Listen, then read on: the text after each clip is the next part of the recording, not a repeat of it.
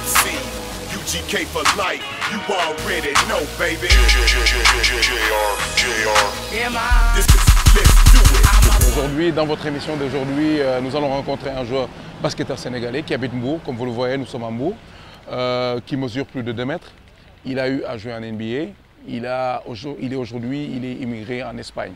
Il s'appelle tout simplement, non, je ne vais pas vous dire le nom, je vous demanderai, comme vous avez l'habitude de le faire, de me suivre et de voir qui c'est ensemble. And it's forever, man.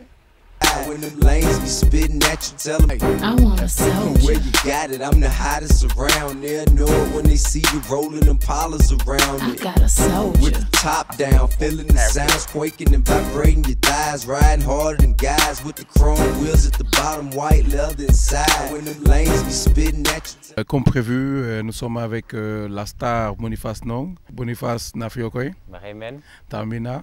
Maga. Dañu bëggoon rek nga wax ñu kan mooy Boniface. Tout d'abord, merci à Sénébasket, donc Yagna du Kodegu, quoi. Donc, occasion aussi pour moi donc, d'exprimer bon, sur le basket. Donc, Boniface Ndong, je pense que tout le monde me connaît bon, de l'équipe nationale. Et donc, je suis toujours dans le basket, je suis toujours l'actualité du basket sénégalais et de l'équipe nationale. Et donc, actuellement, donc, je joue à Malaga, en Espagne, donc en ACB.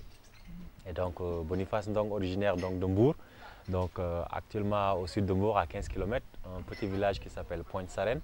Donc, là où je suis né, donc, là où vivent mes parents. Et donc, là aussi que je passe la plupart de mes vacances. La première fois, on m'a donné un ballon de basket un frère du Sacré-Cœur qui s'appelle Ananias Badji, qui est actuellement le principal du collège P12 de Kaolack. Donc, j'étais à Joal, donc j'ai commencé la 6e. Et là, il a commencé à nous initier un peu au basket, donc on driblait juste autour des pots. Et là, c'était la première fois que j'ai touché un ballon de basket. J'étais au Juvenat, donc au Juvenat des Frères du Sacré-Cœur, où il n'y avait pas beaucoup de possibilités en fait, de poursuivre donc, le niveau cadet junior. Donc c'est des étapes que j'ai brûlées. En fait, la première fois que j'ai intégré, c'est après mon bac, donc quand je suis parti à l'université Cheikh Anta Diop. Donc je me suis donc, intégré au DUC. Donc, et là, j'ai commencé donc, dans un système organisé et c'est là où j'ai un peu commencé donc, le basket d'équipe, le basket collectif en fait. Donc avant, c'était juste les playgrounds, donc voilà, que juste avec des amis un peu pour se faire plaisir en fait. Si je pense que si j'avais eu la chance donc, que j'ai eu après donc, de m'entraîner avec un entraîneur de haut niveau, donc depuis que l'âge de 10 ans, 12 ans, je pense que peut-être je serais aujourd'hui à NBA ou je serais peut-être dans un niveau plus élevé. Mais bon, j'ai été très en retard, mais j'ai eu de la chance. Donc quand je suis parti en Allemagne, j'ai eu peut-être un des meilleurs entraîneurs au monde, c'est la personne même qui a entraîné Nowitzki. Donc il m'a pris 2 ans, donc c'est lui qui m'a entraîné tous les jours, excepté mon entraînement d'équipe. Et donc c'est là où j'ai réappris tous les fondamentaux en fait. Donc en 2 ans, j'ai appris ce que les autres ont appris peut-être en 10 ans, 15 ans. Je voulais aller aux États-Unis, donc j'avais des contacts donc, de quelques agents français et autres. Alors j'en ai parlé à Parfait, à Djivon, l'actuel entraîneur du Duc. Et lui et Maguel Diop m'ont mis en rapport avec Gallo et donc c'est lui qui m'a conseillé. Après avoir parlé avec quelques personnes, donc il y avait un bon entraîneur en Allemagne qu'il a rencontré à travers de Dirk Nowitzki, donc, et qu'il serait prêt à m'entraîner si je m'intéressais à aller en Allemagne. Et donc c'est là qu'ils m'ont invité pour 1 mois. Et je suis venu visiter et donc ça m'a plu. Et voilà, il a parlé avec moi, il m'a convaincu de rester. Et donc j'ai un peu laissé l'étape des États-Unis. Au Duc, ma première année, je n'ai même pas joué. Donc je venais d'arriver, quelqu'un qui n'a fait aucune étape. Bon, j'avais que du talent, très athlétique, un grand qui courait, qui sautait, qui faisait tout. Mais bon, qui ne connaissait pas les fondamentaux du basket. Donc ma première année a été une année d'apprentissage. Donc avec l'aide de Parfait. Donc Parfait à Djivon qui m'a beaucoup aidé. Il me faisait entraîner à midi, m'apprenait les fondamentaux donc, pendant 1 an. Et la deuxième année aussi, je n'ai pas beaucoup joué. En fait, juste vers la fin de la saison. Donc j'ai eu de très bons matchs. Donc, et là, je suis parti. Donc je suis parti du Sénégal sans que même personne ne me connaisse parce que ben, j'étais peut-être le 10e, 11e homme du Duc. Et donc j'ai eu à la fin de la saison donc, quelques beaux matchs. Je me rappelle 16 points contre la GIA ou quelque chose comme ça. Mais bon, c'est en Allemagne que un peu mon basket a explosé donc, avec le travail de cet entraîneur qui s'appelle Holger. Et quelle est l'image que tu gardes de cette équipe du Duc?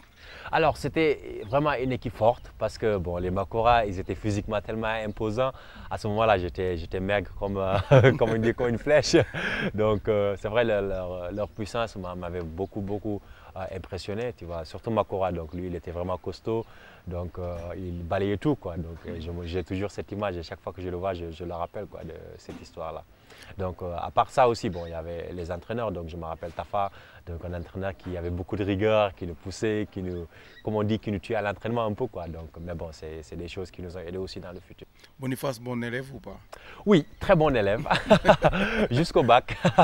Oui, donc j'ai eu un très bon cursus, donc de la 6e à la terminale, j'ai jamais redoublé, j'ai toujours été parmi les meilleurs de ma classe, donc j'étais un très bon élève et j'étais vraiment, j'ai beaucoup aimé les études. Donc jusqu'à l'université, j'ai un peu détesté parce qu'à Dakar c'est trop dur, mais bon, au niveau cursus scolaire, oui, j'ai beaucoup travaillé.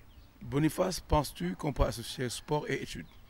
Alors, au niveau basket, c'est primordial pour moi parce que si je vois au niveau où on joue actuellement, donc par exemple cette année on joue avec 20 et plus systèmes, donc je pense qu'il faut avoir une tête donc claire et une tête qui réfléchit vite.